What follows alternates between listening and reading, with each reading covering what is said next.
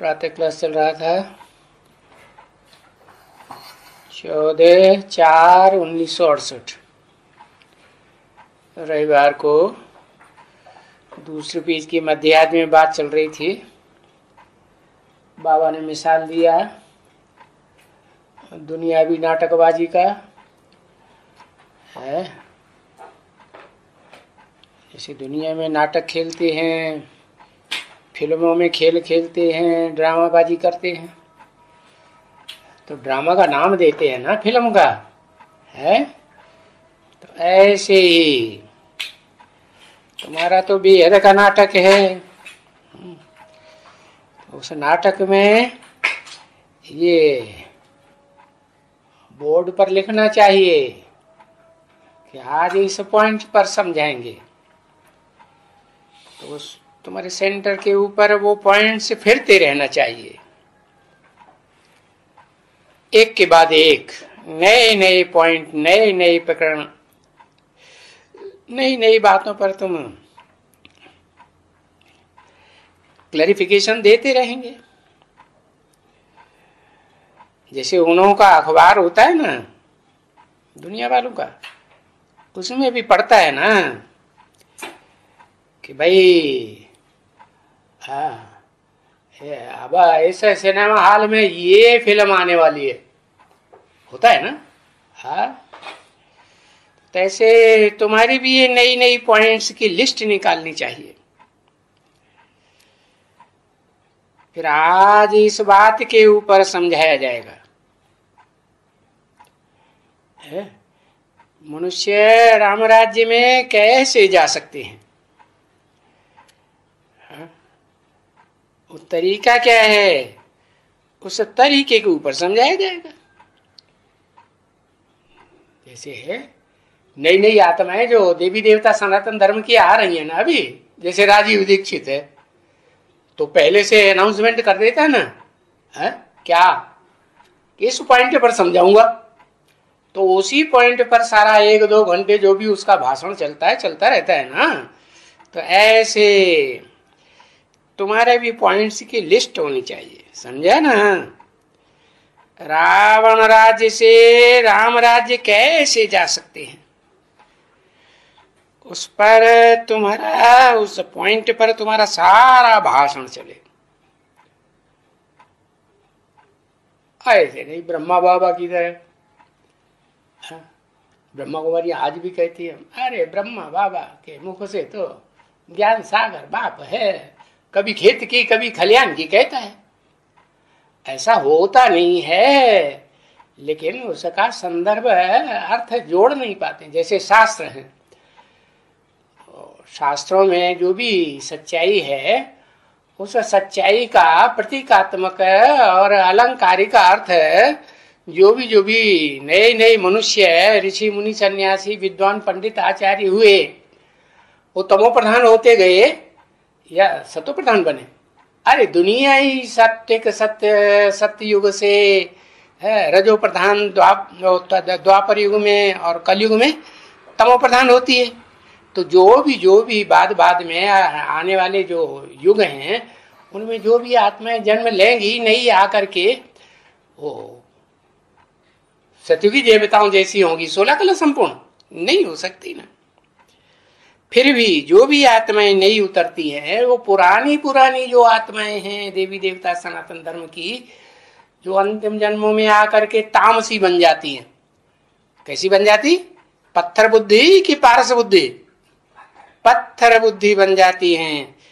तो उनके मुकाबले जो नई नई राजीव दीक्षित जैसी या विवेकानंद जैसी जो नई आत्माएं उतरेंगी, तो वो टू दी पॉइंट एक ही बात को लेकर के सारा भाषण देंगे कि नहीं। हाँ, तो है एक ही बात और तुम्हारी समझानी है एक ही। सिर्फ वो सुनने से उनको खुशी होती है क्या कि भाई आज इस बात के ऊपर बाबा की वाणी आएगी या बच्चों की वाणी। नंबरवार बच्चे भी तो हैं। हाँ, अच्छा,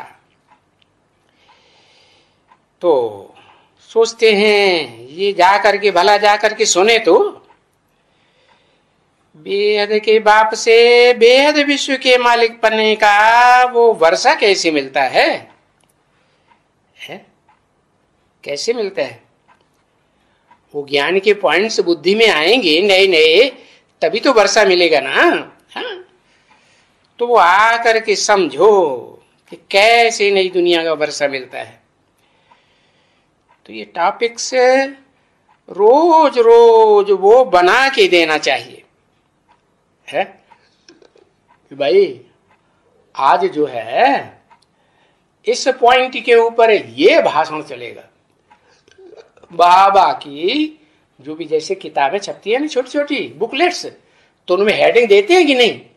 हाँ, तो वो जो हेडिंग्स हैं ना, हाँ, वो सेंटर में पहले से अनाउंस होना चाहिए कि इस तारीख को ये हेडिंग की बात सुनाई जाएगी, उस तारीख को वो प्रकरण की बात सुनाई जाएगी। अभी ये तो सभी सेंटर्स पर बच्चों को होना ही चाहिए, सभी सेंटर्स पर। जैसे कि ये एक ही टॉपिक के ऊपर है जो लिखी जाती है ना, किताब बुकलेट लिखी जाती है ना। हाँ, और जानते हो कि अखबार में भी ये थोड़ा थोड़ा डालते हैं। हाँ? अभी डालना शुरू किया कि नहीं? हाँ, तो जनरल पब्लिक की जो भी टॉपिक्स हैं वो अखबार वालों को दे सकते कि नहीं दे सकते? दे सकते हैं। तो वो ये जो सन्यासी लोगों का या चिन्मयानंद का, तो उनका तो रोज अखबारों में, बड़े बड़े अखबारों में पढ़ता है कि नहीं? उनका भाषण पढ़ता है कि भाई आज ये 125वां यज्ञ रचा, वो फिर उसमें आज फलाना वो भाषण देंगे। अभी उनके तो सभी भाषण हैं ही, यज्ञ के बारे में हो या कोई भी हो, वो सब झूठ है। क्या यज्ञ क्या है उनका? उनका यज्ञ वही स्वाहा स्वाहा। क्या स्वाहा करते हैं? जौ, तेल है, घी वगैरह। अरे जिन चीजों को खाने पीने से मनुष्यों का पोषण होता है, और अकाल के दिनों में तुमने यज्ञ किया और वो सारी चीजें हाँ ना सारा स्वाहा कर दिया अग्नि में, ये कोई होशियारी हुई? अरे अंधश्रद्धा की हद है, सब कुछ झूठ। बच्चे समझते हैं है कि यज्ञ तो इतने नहीं रचे जाते हैं। कितने? हाँ? जितने हैं यज्ञ माने यज्ञ सेवा। क्या यज्ञ क्या है? तन स्वाहा करो, धन स्वाहा करो, मन के संकल्प स्वाहा करो।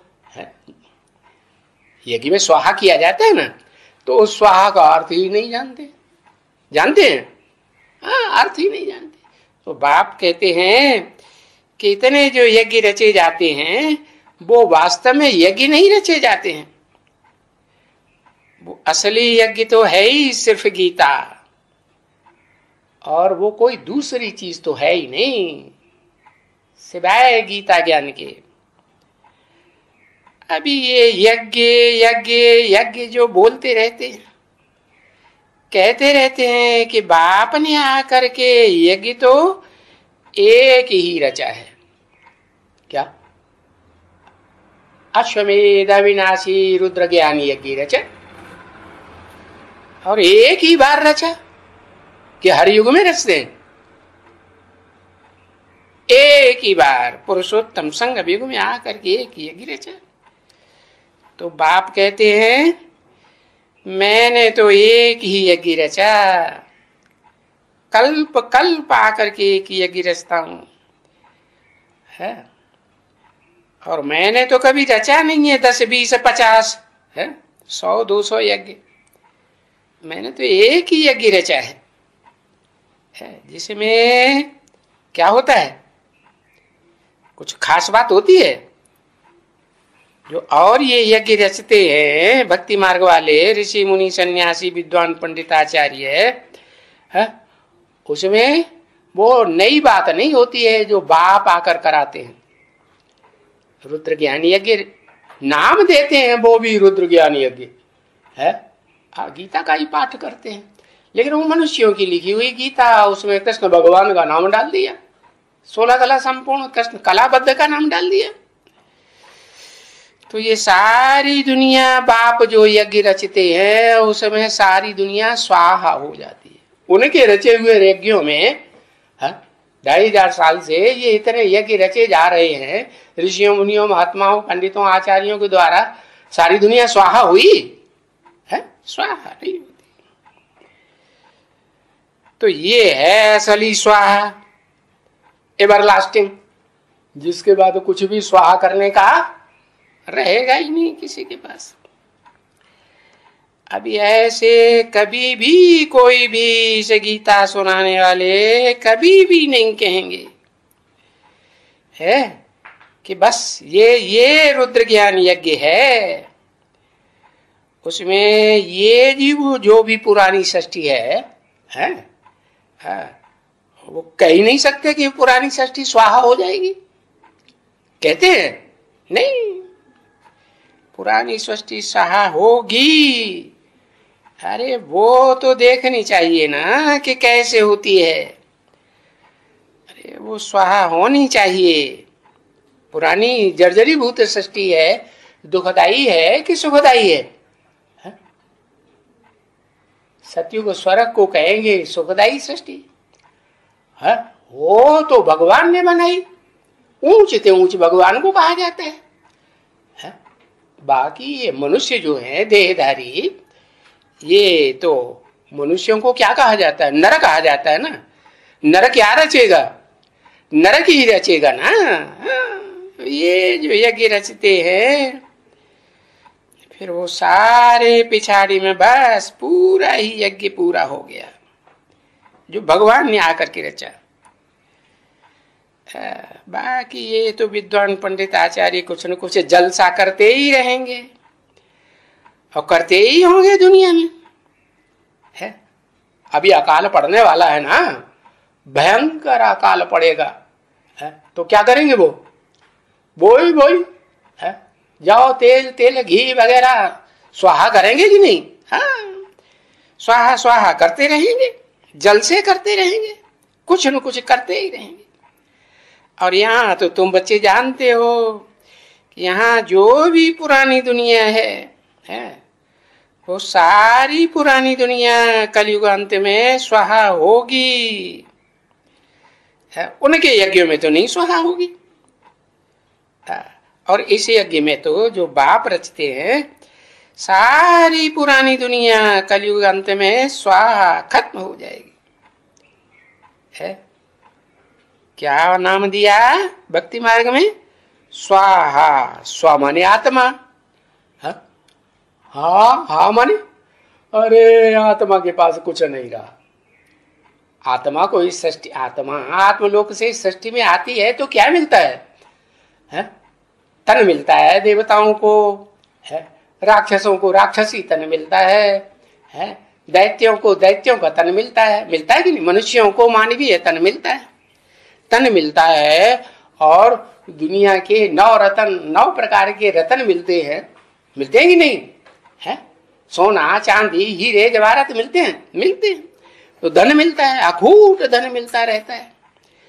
तो धन भी मिलता है, तन भी अच्छे से अच्छे सुंदर सुंदर चेहरे मोहरे, शरीर लंबे चौड़े भी, गोरे चिट्ठे भी मिलते रहते हैं।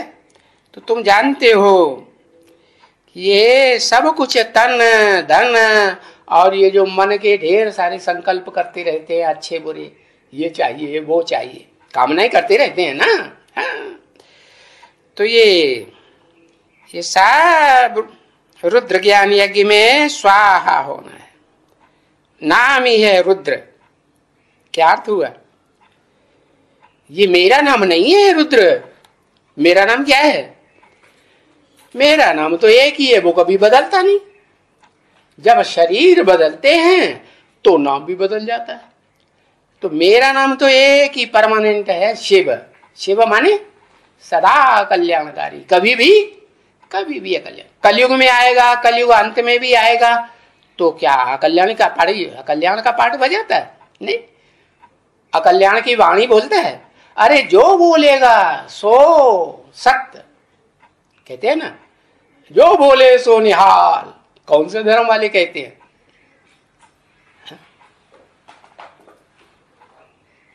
हाँ, सिख धर्म वाले कहते हैं जो बोले सो निहाल, जो बोलेगा वो सत्य बोले, उसमें कोई संशय का सवाल पैदा होता ही नहीं। और गुरु नानक क्या करता है?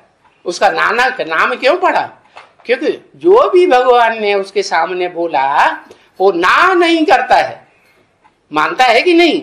सब बातें मानता है। और दूसरे लोग क्या करते हैं? और दूसरे धर्म पिताएं और उनके फॉलोअर्स कुछ न कुछ संशय पैदा करेंगे कि नहीं? संशय, ये कैसे, वो कैसे, ये नहीं हो सकता, वो नहीं हो सकता। दुनिया भर की मीन में बाल में से खाल निकाल। अरे ऊंचते ऊंच भगवान जो कुछ भी करेगा, जो कुछ भी सुनाएगा, जो कुछ भी संकल्प मात्र भी कराएगा, वो सत्य ही कराएगा या झूठ कराएगा? है, सत्य ही तो कराएगा। और वो बताते भी हैं, अरे तुम बच्चे क्या प्रश्न पूछेंगे? पहले तुम कुछ जानते थे? पहले कुछ नहीं जानते, अभी हथली की गांठ में लग गई तो वहां हम पंसारी बन के बैठ गए, है ना? हाँ, तो वो रुद्र का जो है शिव बाबा का ज्ञान यज्ञ है, जिस ज्ञान यज्ञ से तुम देवता बनते हो। है? कब बनते हो? रुद्र का अर्थ क्या है हुआ? रुद्र नाम क्यों पड़ा है?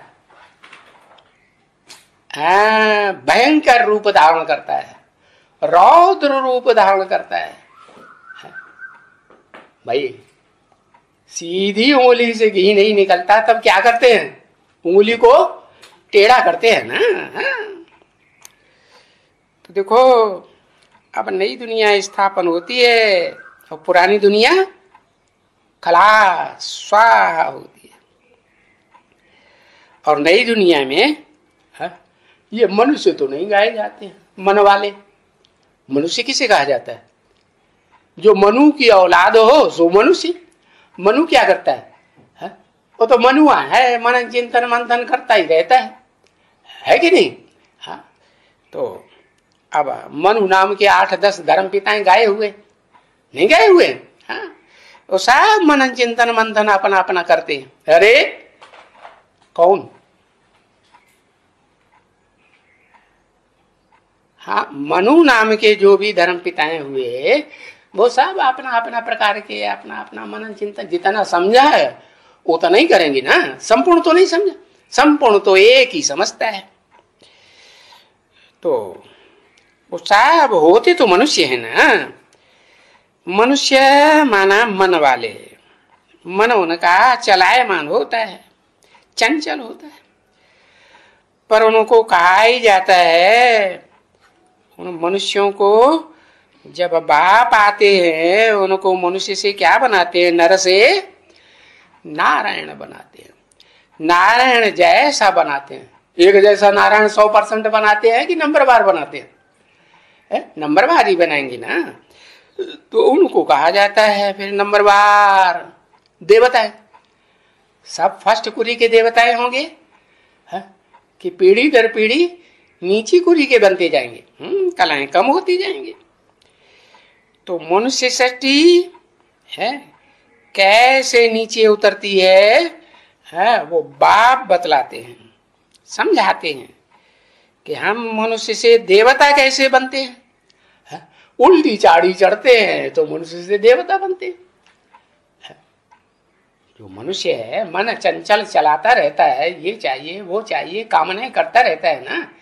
तो सब कामनाएं इच्छा मात्रम अविद्या, कुछ संकल्प नहीं, फुल स्टॉप।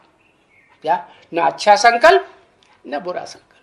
बस मैं आत्मा ज्योति बिंदु, मेरा बाप भी ज्योति बिंदु। इस स्टेज में टिकने वाले जो होते हैं उनको फिर देवता कहा जाता है। देवताएं किसको याद करते हैं? अपन कोई भी आत्मा को भी ज्योति बिंदु रूप में समझते हैं, और जिसको देखेंगे उसको भी ज्योति बिंदु आत्मा के रूप में देखेंगे कि नहीं है? तो आत्म की स्थिति में जो रहने वाले होते हैं उनको देवी देवता कहा जाता है। तो देवता बनते हैं। तो मनुष्य सृष्टि बाप भी ऐसे समझाते हैं, देवता बनाए देते हैं मनुष्य से। और गायन भी है, मानुष से देवता किए करत न लागी। वाह, क्या 500-700 करोड़ों को मानुष से देवता बनाए देते हैं? नहीं, कितनों को बनाए देते हैं?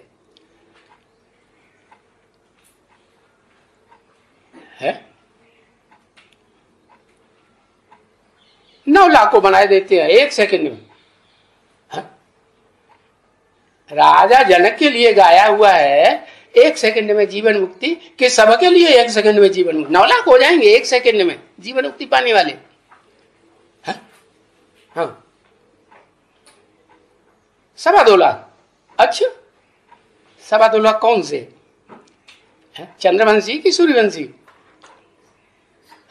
1 सेकंड में सारे ही। हाँ, एक ही निकलता है जो 1 सेकंड में, जिसका नाम है जनक। जन माने जन्म देने वाला, का माने करने वाला। क्या करता है? जन्म देने का काम करता है। काहे को जन्म देता है? मिट्टी के पात्र बनाता है। कोई पुराना शहर, पुराना गांव है ना, है? कौन सा पुराना गांव है जो गाया जाता है कि वहां मिट्टी के बर्तन बनाने वाले कुम्हार बहुत थे? महाभारत में भी लिखा हुआ है। कामपेली नगर है ना, कपिल मुनि की बसाई हुई नगरी कामपेली नगर। तो बताया कि मनुष्य से देवता बनाए देते हैं, तो उसमें सभी देवी और देवताओं का राज्य होता है। नीच कोटि के देवी देवताएं बने हो, कैसे बनते हैं? नीच कोटि के ब्राह्मण बनते हैं। कमकुरी के 9 कलाओं, 9 कुरी के ब्राह्मण होते हैं ना, तो कोई कम कुरी के बनते हैं, कोई ज्यादा कुरी के बनते हैं। तो ज्यादा कुरी के बनते होंगे तो बहुतों से पैदा हुए ना, है कि एक से पैदा हुए? हाँ, एक से पैदा हो तो सूर्यवंशी, फिर अलग अलग पीढ़ियां बदलती जाती हैं। तो देवताओं का राज्य होता है नंबरवार पुरुषार्थ अनुसार। ब्राह्मण सो देवताओं का राज्य, ब्राह्मण सो ही देवता बनते हैं ना। अब जिस कोटि के ब्राह्मण बनेंगे उसी कोटि के देवता बनते हैं। नीची कोटि के ब्राह्मण तो नीची कोटि के देवता। तो वहां है तो मनुष्य ना बच्चे, परंतु उन सब में दैवी गुण होते हैं। दैवी गुण होने के कारण वो देवी देवता समझे जाते हैं। नहीं, क्या समझे जाते हैं? देवी देवता समझे। क्या देवी देवता नाम क्यों दिया? उनके अंदर देने की ललक होती है या लेने की ललक होती है? इनसे ये भी मिल जाए, उनसे वो भी मिल जाए, है? नहीं मिलता है तो खींच खींच के ले लेते हैं, हिंसा करके लेते हैं कि नहीं? उन्हें उनको फिर आसुरी बना कहा जाता है। तो देवी देवता समझा जाता है। तो जैसे तुम बच्चे समझते हो और बाप समझाते हैं, ये तो जानते हो कि तुम ही समझते हो, दुनिया में और कोई नहीं समझते। तुम ही माने तुम ही समझते हो। तुम ही माने, तुम किसे कहा जाता है? हाँ, एक तो सन्मुख वालों को तुम कहा जाता है। जो सन्मुख बैठ करके सुनते हैं उनको तुम कहा जाता है। इसीलिए तो बाप ने कहा सन्मुख मुरली है साव से फर्स्ट क्लास। फिर जो सन्मुख सुनी हुई जिन्होंने है वो फिर छपाते हैं या ट्यूब में डालते हैं या टीवी में दिखलाते हैं, चैनल्स में आता है। तो वो टेप रिकॉर्डर होता है ना, हाँ टेप रिकॉर्डर है, या उसे कहो टीवी, या उसे कहो वीडियो। तो वीडियो में जो आता है उसमें कुछ अंतर होगा कि नहीं? सन्मुख के मुकाबले क्या अंतर होता है?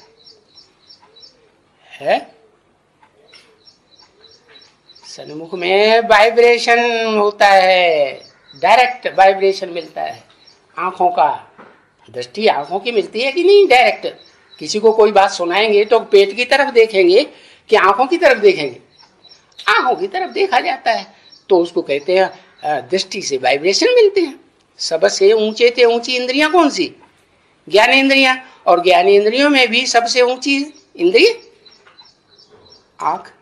हाँ, तो बहुत पावरफुल इंद्रिय है, अति सूक्ष्म।